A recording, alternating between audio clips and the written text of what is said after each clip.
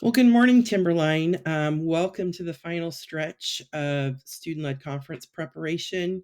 You're going to have a couple of days this week to get ready, and then conferences are next week. So, like I said, we're going to have advisory twice. It'll be Tuesdays and Thursdays this week, not Wednesday.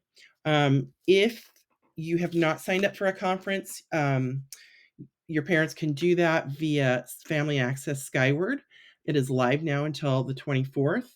However, advisors, if you're comfortable and you have time today or Thursday and your student has not signed up for time, um, let them call or text their parents to try and set that up.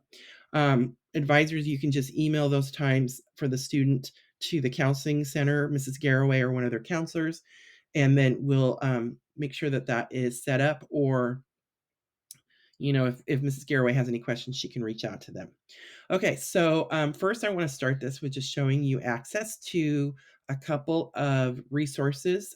You've seen this before in previous advisories, but if you're like me, sometimes it's nice to have a couple spots. All right, so you're going to start at the Timberline High School webpage. You're going to click on Academics. You're going to come down to High School and Beyond Plan. If you scroll all the way down to the bottom, here you will find links to the slideshow templates for the various grade levels. This is a plug and play kind of thing. It really steps you through the process, so it's a nice guidance. So you can access this and make a copy. You can also access the student checklist. So again, if you are like me and lost your paper or can't find it in your Google Drive, you can come here and make another copy. The student checklist looks like this. And this is kind of this is a very helpful guide in knowing what you need to do. This top part right here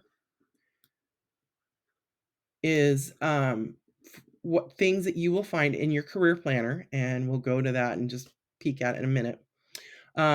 You're going to talk about your educational goals. Remember, we had you write some goals earlier in the year.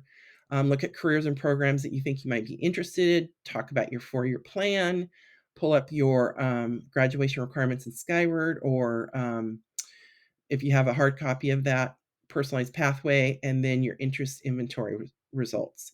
Remember, too, you also have to have 20 hours of community service, and you need to turn those in the Career Center behind Mrs. Bosenberg. Other things that you can talk about is if you have work that you're particularly proud of, if you participated in any club sports activities, talk about that. Have you completed the FAFSA? Super important part to know if you have money to pay for your training after high school.